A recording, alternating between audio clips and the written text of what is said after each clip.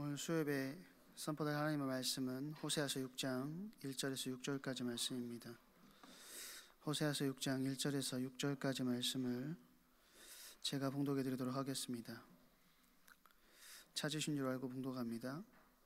오라, 우리가 여호와께로 돌아가자. 여호와께서 우리를 찢으셨으나 도로 낫게 하실 것이요 우리를 치셨으나 싸매어 주실 것임이라. 여호와께서 이틀 후에 우리를 살리시며 셋째 날에 우리를 일으키시리니 우리가 그의 앞에서 살리라. 그러므로 우리가 여호와를 알자. 힘써 여호와를 알자.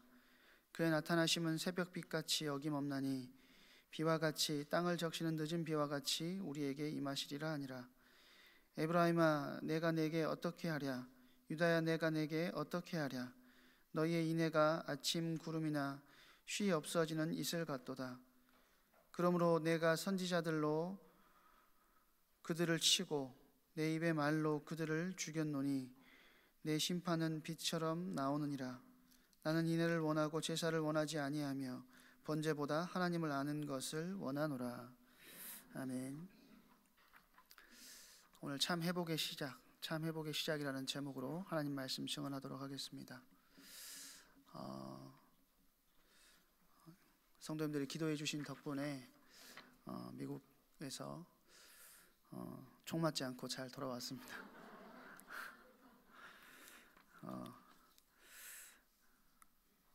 어제 저녁에 이렇게 들어왔는데요, 아직 시차 적응이 잘 안 돼가지고 지금 몹시 졸린 상태입니다.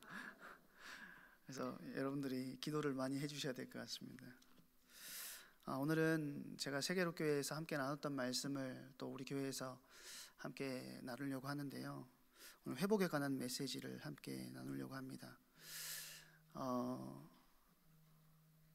몇 달 전에 중고등학생 때 제가 교육하고 훈련시켰던 렘넌트들에게 전화가 왔습니다. 남자도 그렇고 여자애도 그렇고 둘 다 이렇게 중학생 때부터 이렇게 교육을 시켰었는데 9월에 결혼을 한다라고 이제 연락이 온 거예요. 목사님 꼭 와주셔야 돼요, 이렇게 하길래 9월에 결혼을 하는데 토요일에 하는데 강원도로 오라는 그게 말이나 되는 소리냐. 목사 보고 강원도로 9월에 오라고 하면서 토요일에 막 이야기를 했는데, 아직 20대 초반인데 뭐 이제 둘 다 개인 사업도 하고 있고 또 안정되어서 일찍 결혼을 결정을 하게 된 것 같더라고요. 근데 9월 초에 이제 결혼을 하는데 이제 결혼식 이제 막 결혼 준비하고 사진 찍고 한다고 정신이 없는 겁니다. 뭐 스위스로 그 신혼여행을 가고 이탈리아도 가고 뭐 이렇게 한다고 하더라고요. 근데 뭐 청첩장을 뭐 고르고 또 주례자는 누가 하고 막 이런 것 때문에 정신이 없는 것 같더라고요. 네, 사실 결혼식을 여러분들도 다 해보셨겠지만 결혼식에 늘 내가 제일 좋아하는 거, 내가 제일 예쁜 사진을 남기고 싶고 제일 맛있는 밥을 이렇게 준비해주고 싶지 않습니까? 근데 사실 결혼식보다 더 중요한 것은 결혼식 이후가 더 중요한 것이죠. 그래서 이제 결혼식을 한다고 찾아오는 렘넌트들이나 청년들에게는 이렇게 잔소리가 꼭 나오려고 합니다. 결혼식보다 더 중요한 것은 결혼식 이후다, 이렇게 말을 해주고 싶은데 사실 전혀 그 부분에 대해서 관심이 없는 것 같아요. 그래서 아예 말을 안 하게 되는데요, 제가 신혼여행을 다녀온 그 커플들에게 항상 물어보는 것이 있습니다. 그게 뭐냐면 신혼생활 어떠냐는 거예요. 신혼생활의 달달함 때문에 제가 신혼생활이 어떠냐고 물어보는 것이 아니고 이후부터 일어나게 되는 실제적인 상황들을 알기 때문에 물어보는 것입니다. 달달함은 짧고 그 이후에 일어나는 여러 가지 갈등과 싸움, 치러야 할 현실적인 것들이 더 많기 때문에 제가 물어보는 것입니다. 먼저 경험해 본 사람이기도 하고, 근데 실제 삶이라는 것은 결혼식이 아니죠. 우리가 결혼식 할 때는 늘 행복하고 좋은 일들만 일어날 것 같지만 실제 삶에서는 굉장히 많은 부딪힘들이 있고 그런 부딪힘 속에서 서로 이렇게 부딪히다가 깎이다 보면 어느새 동그란 모난 부분이 없어지고 동글동글한 인생이 되는 것처럼 우리 신앙생활도 마찬가지인 것 같습니다. 예수 그리스도를 영접하는 그 시간이 너무나도 중요하고 복된 시간이고 최고의 시간이지만, 그것만큼 중요한 것이 무엇이냐면 영접 이후에 내가 어떻게 신앙생활을 하며 하나님과 함께하는 비밀을 누려가며 살아갈 것이냐 하는 것이 중요하다는 거예요. 우리가 결혼식만 해놓고 니는 니대로 살고 나는 나대로 사는 사람들은 아무도 없지 않습니까?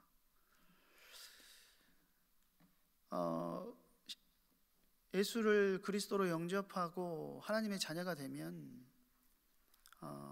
사실 신앙생활의 초기에는 굉장한 황홀함을 느끼고 하나님께서 나를 이끌어 가시는 것에 대해서 얼마나 매일매일 새롭고 늘 새롭지 않습니까?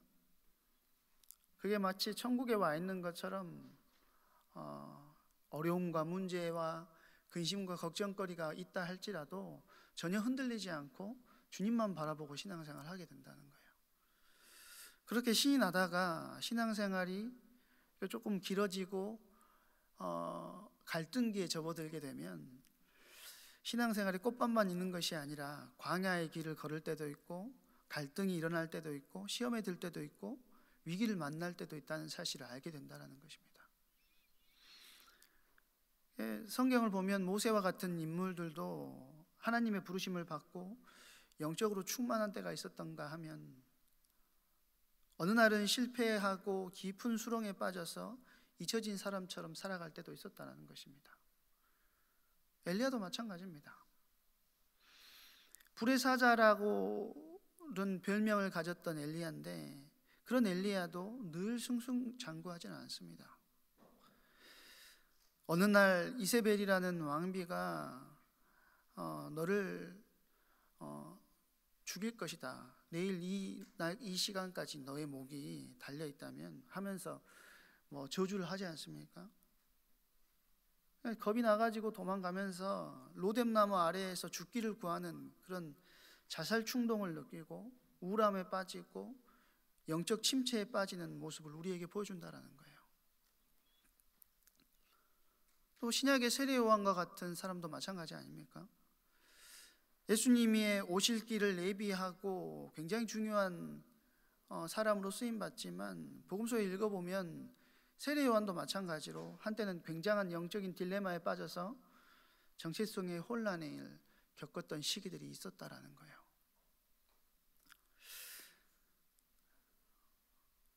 우리 신앙생활이라고 하는 것은 늘 승승장구하는 모습을 보이는 것은 아니라는 것입니다. 그래서 인류 초기에 에덴 동산이라고 하는 얼마나 멋있는 곳을 하나님께서 우리에게 허락하셨습니까? 완벽한 아름다움이 있는 곳이에요. 심지어는 하나님이 보시기에 좋았더라라고까지 말씀하시죠. 근데 그 행복과 참 아름다움은 오래가지 못하고 비극적인 사건이 끊임없이 일어나는 안타까운 일이 벌어지는 것이죠.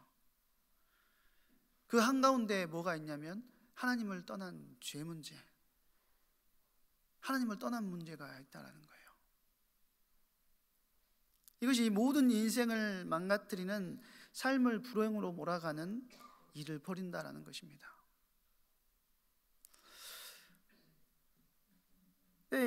그 이사야서에 보면 초반부터 이스라엘 백성들이 다 망가진 모습을 보여줘요. 성한 곳이 하나도 없습니다. 사실 우리도 티는 내지 않지만 그렇게 망가져 있는 모습들을 다 가지고 있다는 것이죠. 육체적인 질병이 있을 수도 있고요, 또 정신적인 질병을 가지고 있을 수도 있고, 마음이 망가지고 깨지고 성한 곳이 없는 그런 모습을 우리가 보일 수도 있다는 거예요. 삶이 총체적으로 망가져가지고 진정한 행복과 기쁨을 맛보지 못하고 살아가는, 겉으로는 괜찮아 보이지만 그 안에 깊이 들어가 보면 굉장한 아픔과 어려움을 겪고 있다는 것이죠. 부모와 자녀와의 관계에서도 마찬가지입니다. 자녀들은 부모에게서 상처를 엄청나게 받는다고 이야기를 합니다. 근데 정작 부모님들하고 이야기를 해보면 자녀들 때문에 부모님들이 더 상처받는 경우들도 많이 있습니다. 부모와 자녀의 관계가 깨져 있고 형제 간의 관계가 깨져 있고 모든 영역에서 깨어진 상태를 보여주는 거예요. 심지어는 하나님을 떠난 죄 문제 가운데 인간이 청지기로서의 사명을 감당하지 못하니까 어디에까지 문제가 오게 되냐면 환경에까지 문제가 오게 되는 것이죠. 그런데 우리의 삶이 하나님을 떠난 문제로 인해서 계속 깨어지고 마모되고 어려움과 문제를 겪고 있는데, 사실 모세나 엘리야나 하나님께 쓰임받았던 굉장한 영적인 사람들도 위기를 맞고 갈등과 아픔을 겪었던 것처럼 우리도 똑같이 그런 상황 속에 있다라는 것입니다. 우리 하나님의 자녀고 굉장한 축복을 받았지만 그 축복들을 놓칠 때가 너무 많은 것 같습니다. 미국 한 달 갔다 와가지고 미국을 얼마나 알겠습니까마는 온 지구의 땅을 9가지 그 등급으로 나눴을 때 1등급의 땅은 3%밖에 없다라고 하더라고요. 그런데 그 3% 중에 47%에서 48%가 어디에 있냐면 미국에 있다라고 합니다. 그러니까 미국 땅은 그냥 씨만 뿌려도 잘 자라는 곳이에요.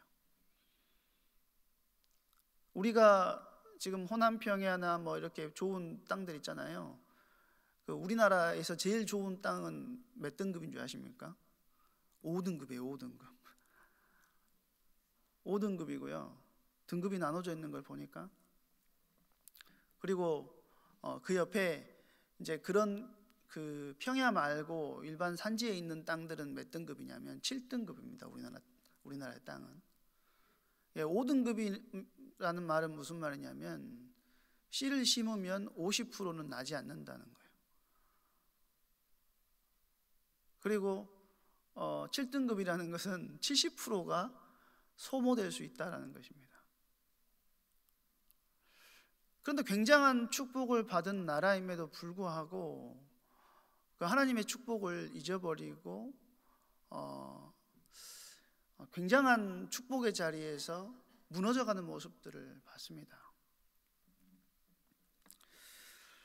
사실 본문에 나와 있는 호세아 시대의 상황이 그것과 비슷하다는 거예요. 하나님의 택함받은 백성이고 하나님의 선택받은 백성임에도 불구하고 총체적인 위기 가운데 빠져 있다는 것입니다. 그래서 이스라엘에게 필요한 것은 무엇이냐면 회복이라는 거예요. 그것과 마찬가지로 이 땅에도 필요한 것이 무엇이냐면 회복이라는 것입니다. 다른 것이 필요한 게 아니에요. 어떻게 해야 망가지고 깨어진 이스라엘이 회복될 수 있냐면 이것이 호세아서에 다루고 있고 우리의 삶이 어떻게 회복될 수 있는 것인가 질문을 해봐야 된다는 것이죠. 1절의 말씀이 우리에게 굉장히 와닿는 구절입니다. 뭐라고 하냐면 오라 우리가 여호와께로 돌아가자. 여호와께서 우리를 찢으셨으나 도로 낫게 하실 것이요 우리를 치셨으나 싸매어 주실 것임이라. 어디로 돌아가자는 것입니까? 여호와께로 돌아가자는 거예요. 호세아가 우리에게 주는 핵심적인 메시지는 뭐냐면 여호와께로 돌아가는 것입니다. 모든 문제의 출발점이 여호와를 떠남으로부터 시작되었다라는 거예요. 그래서 여호와께로 돌아가면 본래의 모습을 회복할 수 있다라는 것입니다.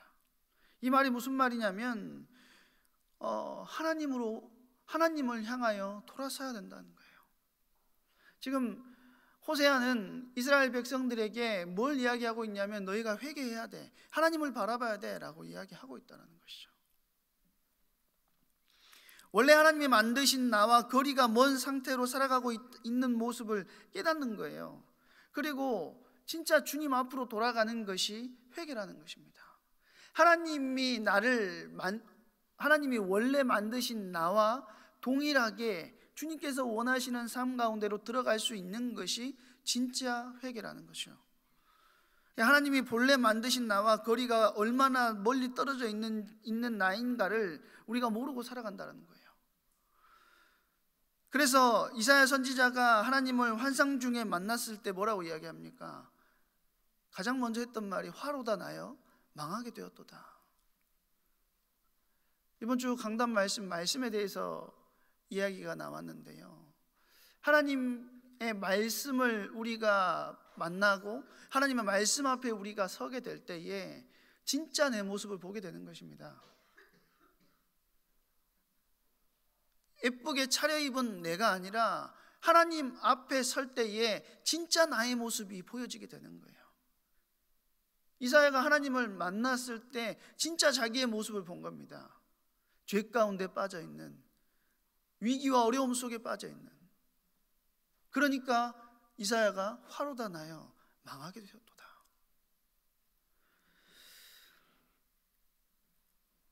더 이상 이대로 두면 나는 소망이 없다라는 거예요.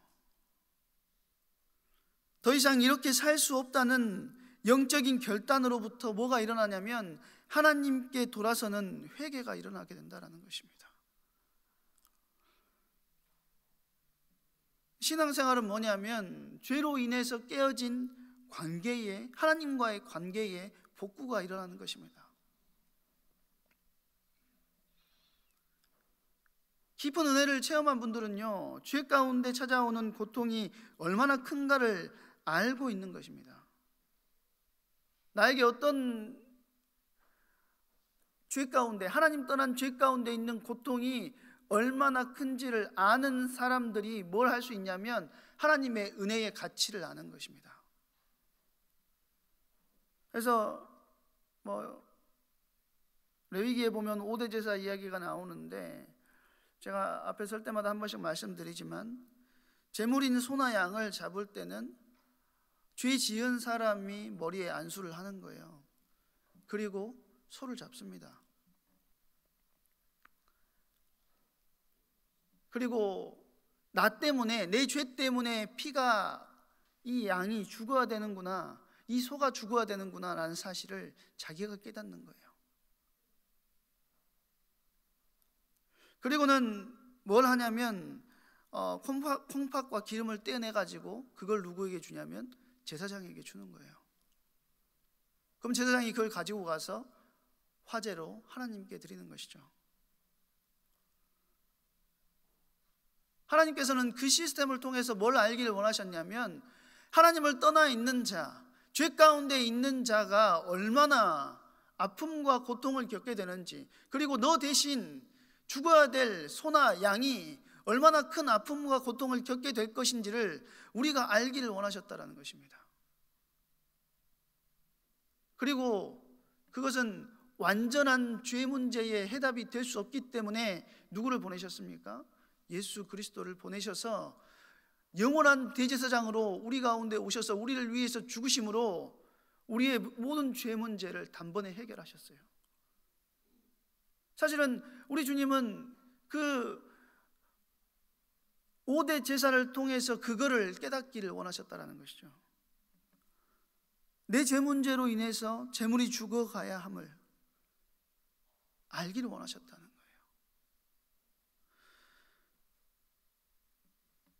이렇게 하시는 이유는 아까도 말씀드렸다시피 그것이 아니고서는 해결받을 수 없다는 것이죠.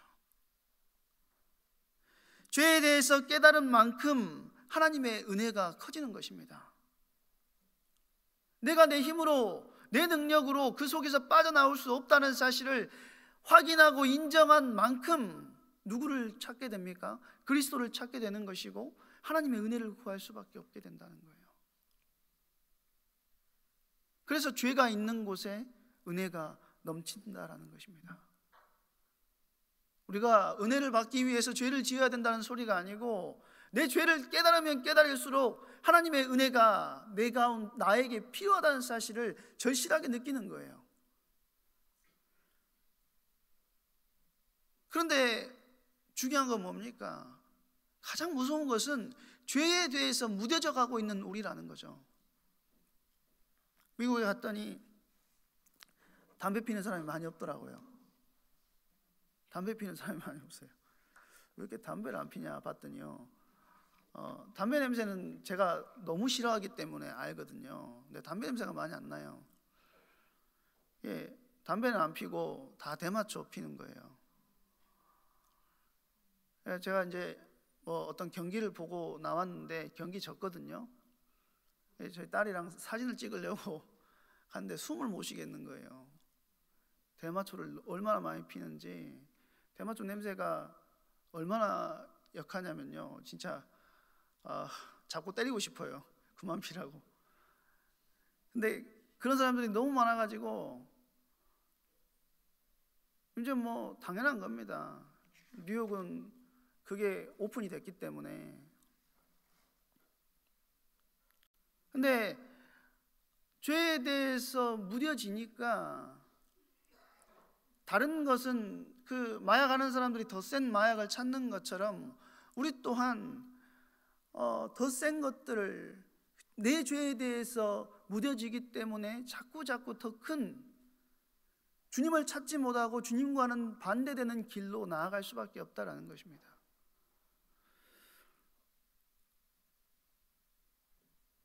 그래서 내가 손 쓸 수 없는 지경까지 가게 되는 것이죠.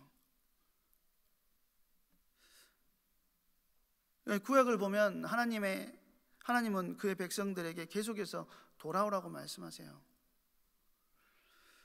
구약만이 아닙니다. 신약에서도 마찬가지입니다. 베드로후서 3장 9절에 보면 이렇게 이야기합니다. 주의 약속은 어떤 이들이 더디다고 생각하는 것 같이 더딘 것이 아니라 오직 주께서는 너희를 대하여 오래 참으사 아무도 멸망하지 아니하고 다 회개하기에 이르기를 원하시느니라. 어떤 사람들은 그렇게 얘기한다는 겁니다. 왜 예수님께서 재림해 오신다고 했고 속히 온다라고 하셨는데 왜 안 오시냐? 그런데 주님이 재림이 늦어지는 것처럼 보이고 주님이 안 오시는 것처럼 보이는 이유는 무엇이냐면, 주님께서 원하시는 것은 뭐라고요? 아무도 멸망하지 않고 다 회개하기를 원하신다라는 거예요. 그래서 주님께서는 지금 뭐 하고 계시냐면 우리가 다 주님께로 돌아오기를 기다리면서 오래 참고 계신다라는 것이죠. 하나님께 돌아가면 사는 겁니다. 하나님의 은혜를 누리고 하나님의 인도하심을 따라가면 산다는 거예요. 누가복음 15장의 탕자의 비유처럼 아버지가 원하는 것은 다른 것이 아닙니다. 떠났던 아들이 돌아오기만을 원하신다는 거예요. 어떻게 살았는지, 네가 왜 그 돈을 다 잊어버렸는지를 그 이유를 원하시는 것이 아닙니다. 지금 나에게 돌아와라는 거예요. 지금 나와 함께 하자라는 거예요. 지금 나의 인도함을 누리고 그 은혜를 실제적으로 나누자라는 것입니다. 1절에 보면 여호와께서 우리를 찢으셨으나 도로 낫게 하실 것이요 우리를 치셨으나 싸매어 주실 것임이라, 이렇게 했는데요, 무엇을 전제로 하는 것입니까? 이거 뭘 전제로 하는 거예요?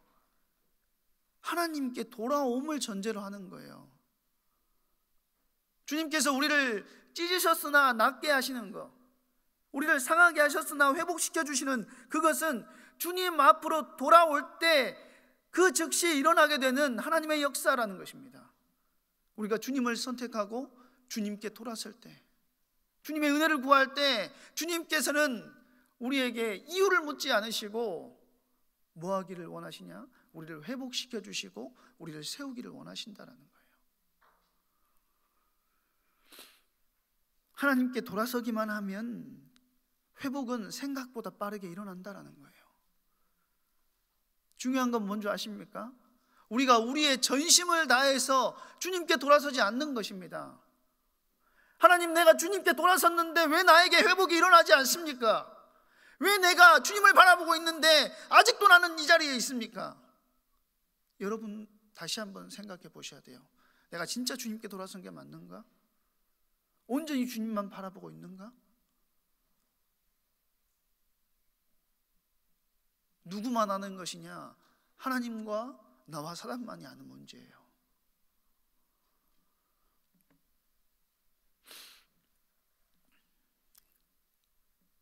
사실 모든 것을 새롭게 하는 출발점이 여호와께 돌아서는 것인데, 이것은 내 속에서 나올 수 있는 것이 아닙니다. 내 속에서 나올 수 있는 게 아니에요. 하나님의 도우심이 필요한 거예요. 성령의 도우심이 필요한 것입니다. 내 삶 전반에 이르는 돌이킴이 성령께서 우리를 사로잡아 우리를 이끄실 때 일어나게 된다는 것이죠. 내가 돌아서면 이것이 가정으로, 나의 현장으로 돌아서게, 연결되어지게 된다는 거예요. 돌이킴만으로는 하나님께 만족을 드릴 수가 없습니다. 진정한 회복의 이유는 무엇입니까? 하나님과 깊은 관계 속으로 들어가는 거예요. 이스라엘 백성들은 하나님과 멀리 떨어져 있었습니다. 호세아서는 그것을 호세아와 선지자 고멜이라고 하는 호세아의 아내, 그 선지자와 호세아라고 하는 선지자와 고멜이라고 하는 선지자 아내의 관계로 그걸 이야기를 해주고 있는 거예요. 선지자의 아내 고멜이 지금 가출을 해버리는 거예요. 가출을 해가지고 그냥 혼자 어디 숨어 있는 게 아니고 다른 남자들을 만나고 있다는 겁니다. 한 번의 실수가 아니고 이거는 일상적인 외도예요. 일상적인 외도. 결혼은 호세아와 해놓고 가출해서 일상적으로 외도하고 다닌다는 거예요. 사실 이스라엘 백성들은 하나님을 잘 섬긴다고 생각했습니다. 이 시기에 예배가 끊어졌느냐? 사실 그렇지 않습니다. 하나님께 예배 드리고 있었어요. 그런데 그들의 예배에 대해서 하나님은 전혀 반응이 없었다는 거예요. 왜 하나님의 반응이 없으셨습니까? 6절 말씀에 보면 그 이유가 등장을 합니다. 나는 인애를 원하고 제사를 원하지 아니하며 본제보다 하나님을 아는 것을 원한다. 이스라엘 백성들은 하나님에 대해서 알기를 원하지 않았어요. 그냥 습관대로, 그냥 전통대로 방법을 가지고 하나님께 예배하는 행위를 드렸을 뿐이라는 거죠.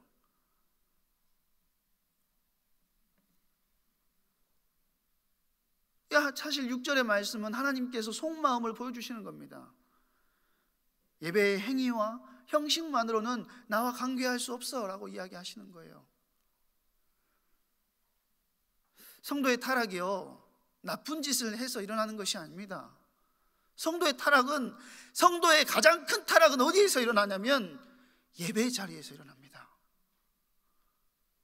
하나님을 예배하지 않고 예배의 자리에서 예배의 형식과 예배의 방법만 가지고 주님 앞으로 나아갈 때, 그때의 성도의 타락이 일어나게 되는 거예요. 습관적으로. 그래서 이 시기에 하나님께서 뭐라고 말씀하십니까? 너희들의 그 제물 드리는 그 향기가 역겹다라고 말씀하시죠.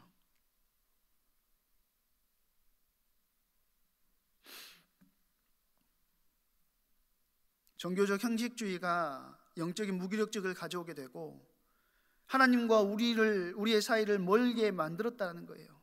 이게 영적인 위기라는 것입니다. 하나님과의 교제를 통해서 기쁨을 맛보지 못하니까 세상의 다른 것을 가지고 기쁨을 맛보고, 그것이 호세아서가 말하는 외도라는 것입니다. 하나님 아닌 다른 것으로 채우려고 하는 그때부터 우리는 영적인 외도를 저지르고 살아가고 있다는 것이죠. 호세아의 아내는 번번이 다른 남자와의 관계를 통해서 아이를 임신해가지고 돌아옵니다. 그것이 이스라엘의 모습이었어요. 그런데 하나님은 그럼에도 불구하고 그런 아내를 다시 받아들이라고 호세아에게 명령하세요. 집을 나가가지고 다른 남자의 아이를 데려오는 그런 아내를 호세아에게 받아들이라고 명령하신다니까요. 이런 말도 안 되는 명령을 하시면서 호세아를 통해서 하나님의 마음을 우리에게 보여주시는 거예요. 호세아 2장 16절에는 뭐라고 말씀하시냐면 내가 나를 내 남편이라 일컬을 것이다. 바알이 네 남편이 아니고 네가 나를 내 남편이라 일컬는 날이 오게 될 거야 라고 주님께서 말씀하시는 거예요. 주님은 우리만 바라보고 계세요.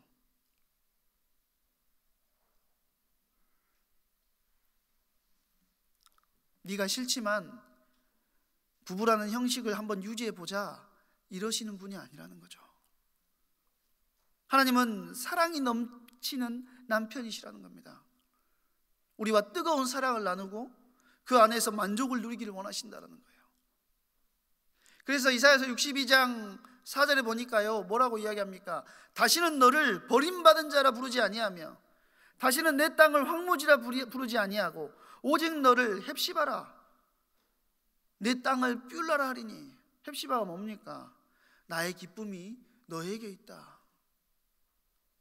한번 생각해 보세요. 어디 딴 남자 만나가지고 다니면서 외도하는 아내를 바라보며 나의 기쁨이 너에게 있다라고 말할 수 있는 사람이 누가 있겠습니까? 근데 하나님은 우리를 바라보시면서 우리를 그렇게 회복시키겠다라고 말씀하시는 거예요.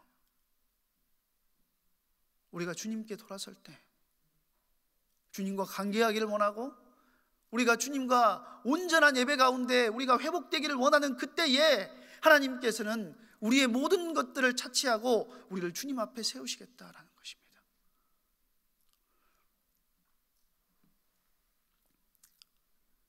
방황이 길어지는 이유, 회복이 길어지는 이유는요,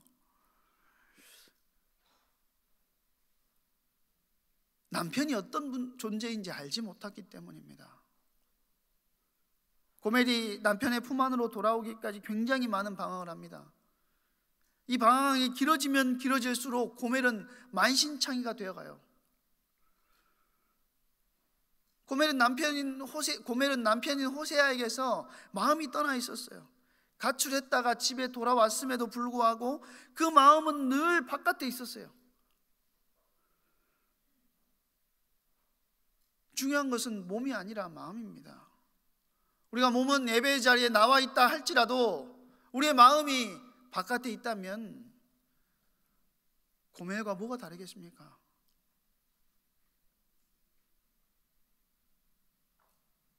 이것이 오늘 우리와 너무 닮아 있지 않습니까? 몸이 예배의 자리에 온 것도 중요하지만 우리의 마음이 정말 하나님께 향하고 있느냐? 우리 마음이 자주 나눠질 때가 많습니다. 하나님을 향하여 전심을 다하지 못할 때가 너무나도 많아요. 구약의 이스라엘 백성들은 성전을 통해서 하나님을 만났죠. 신약 시대를 살아가고 있는 우리가 하나님을 만나는 장소는 어디냐면 우리의 마음입니다. 성전을 통해서 하나님을 만나는 것이 아니고 하나님께서 우리 안에 성전을 두시고 그 성전 안에서 우리의 마음 안에서 하나님을 만나기를 원하신다는 거예요. 우리의 마음이 지성소가 우리의 마음 안에 있다는 거예요. 이스라엘이 무너진 상태는 전부 이 제사로부터 시작된 것입니다. 살인 강도를 저지르면서 이스라엘이 무너진 것이 아니라는 거예요. 이스라엘처럼 늘 제사를 아까도 말씀드렸지만 드리는 사람들이 없었어요. 그러나 그들의 마음은 하나님에서부터 멀리 떠나 있었다라는 거예요. 하나님은 제물을 기뻐하시는 것이 아니라 제물을 드리는 백성과 함께 교제하는 것을 원하신다는 거예요. 하나님의 형상을 주신 것도 우리와 교제하기를 원하셨기 때문이라는 거예요. 신앙은 하나님과의 관계입니다. 하나님은 우리와 사랑을 나누기를 원하신다는 거예요. 왜 예수 그리스도가 아니면 안 됩니까? 왜 그리스도의 십자가의 보혈과 부활이 우리에게 필요합니까? 그것이 아니고서는 하나님과 관계할 수가 없기 때문이기에 때문이에요. 하나님을 만날 수도 없기 때문이에요. 그런데 구원받았다는 사실 하나만 생각하고 정작 우리가 하나님과 관계하지 않는다면 이거 본말 전도된 거 아닙니까? 결혼해놓고 남편하고 살지 않는 아내하고 다를 바가 뭐가 있겠습니까? 결혼식 했으니 결혼 생활은 필요 없어 라고 말하는 거하고 뭐가 달라요? 3절 말씀에 보면 호세아서의 키가 여기서 나옵니다. 그러므로 우리가 여호와를 알자, 힘써 여호와를 알자. 하나님을 알자는 거예요. 이것보다 중요한 것이 없다라는 거예요. 이 삶은 형식적인 삶이 아니라 이스라엘이 하나님을 떠난 이유가 무엇이냐면 하나님을 알지 못했기 때문에 떠났기 때문에 아버지에 대한 무지가 크기 때문에. 탕자도 마찬가지 아닙니까? 탕자도 아버지에 대해서 무지했기 때문에 그 부가 자기에게서 왔다라고 생각한 거예요.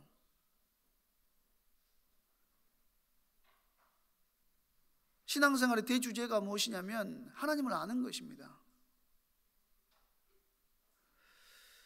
하나님을 알아갈수록 우리가 하나님을 깊이 전달하는 증인의 자리에 설 수 있는 것입니다. 우리가 그냥 증인될 수 있는 거 아닙니다. 하나님을 아는 만큼 우리가 보고 들은 것을 가감없이 현장에 전달할 수 있는 거예요.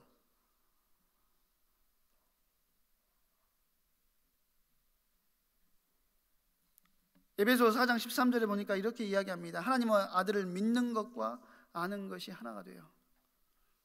온전한 사람을 이룬다. 하나님의 아들을 믿는 것과 아는 것이 하나 되어지는 역사가 우리 AA의 모든 성도님의 가정 속에, 개인의 현장 속에 일어나기를 소망합니다. 하나님이 누구신지를 제대로 알면 그 속에 모든 복이 다 들어있어요. 우리가 오병이어의 기적을 보면서 오병이어의 기적만 볼 때가 많아요. 아, 대단하다. 근데 우리는 누구를 봐야 되냐면 오병이어의 기적을 베푸신 저분이 누구신가, 그것에 집중해야 됩니다. 그 기적을 베푸신 그분이 누구인지 알았다면 많은 이스라엘 백성들이 예루살렘에서 주님이 십자가에 달리셨을 때 그에게 침을 뱉고 손가락질하진 않았을 거예요.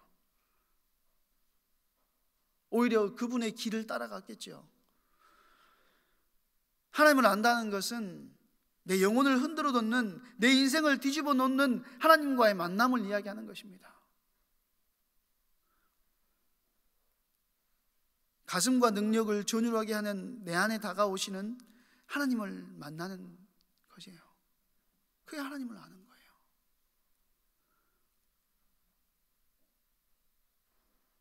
하나님을 알 때 그분에 대한 순종과 헌신이 올바르게 나오게 되는 거예요. 순서가 바뀌지 않습니까? 우리가 순종한다고 헌신한다고 하면서 하나님을 모르고 있다면, 하나님에게는 관심이 없다면 그것이 무엇이 됩니까? 형식이 되고 습관이 되는 거예요.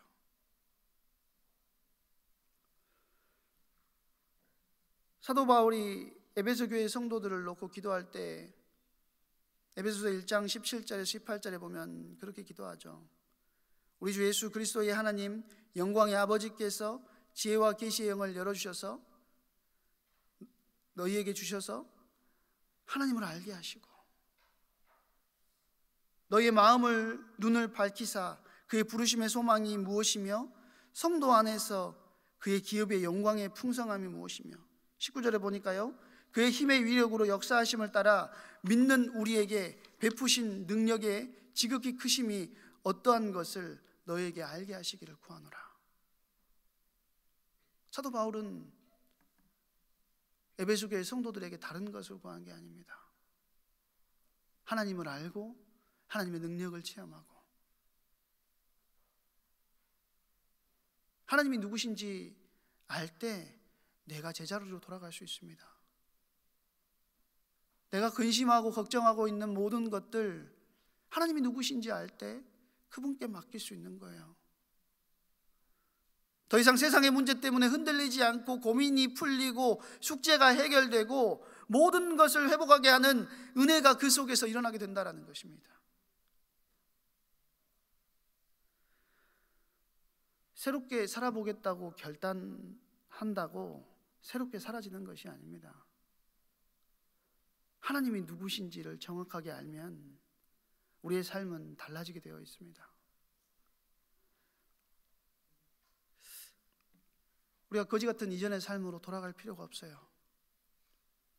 그분의 자녀로 산다는 것이 얼마나 큰 축복인지를 알게 된다는 것이죠. 이 메시지를 통해서 하나님께서는 우리에게 돌아오라고 말씀하고 계십니다. 우리에게 돌아오라고 말씀하세요. 하나님과 친밀함을 말씀 속에서 나누게 되면, 말씀 속에서 그 하나님을 만나게 되면 그 안에서 만족을 누리고 기쁨을 누리고 자유를 누리고 모든 것이 회복되는 역사가 일어날 것임을 우리에게 알려주시는 거예요. 형식적인 신앙생활로 연명하지 않게 되기를 바랍니다. 하나님의 임재 안에서 즐거워하고 주님은 나의 전부이십니다. 나는 주님으로 인하여서 기뻐합니다. 그렇게 고백하는 우리 인생이 되어야 되겠습니다. 하나님의 크고 놀라우신 은혜와 능력을 체험하고 주님의 목소리에 귀를 기울이며 우리 인생에 일어나는 참된 회복을 실제적으로 경험하는 우리의 모든 성도님들 되시기를 바랍니다. 한번 기도하겠습니다. 사랑과 은혜가 많으신 하나님, 감사를 드립니다. 하나님의 차고 넘치는 은혜와 능력이 우리 가운데 일어나기를 소망합니다. 이제는 우리 안에서 주님을 바라보는 참된 영적 결단이 일어날 수 있도록, 하나님, 우리가 하나님을 더 깊이 알아갈 수 있도록 하나님 우리를 이끄시고 인도하여 주시옵소서. 우리가 세상을 향한 우리의 시선, 세상을 향하여 자꾸 돌아서는 우리의 발걸음을 주님께 온전히 돌릴 수 있도록 하나님, 지금 이 시간 하늘의 천군 천사를 동원하시고 하나님 성령의 충만한 역사를 우리 가운데 부어주시옵소서. 그 하나님의 놀라우신 은혜와 능력 가지고 이제는 주님과 관계하며 떡을 떼며 주님과 늘 함께하는 응답의 주역으로 서게 하여 주시옵소서. 감사를 드리오며 그리스도의 신의 예수님의 이름으로 기도하옵나이다.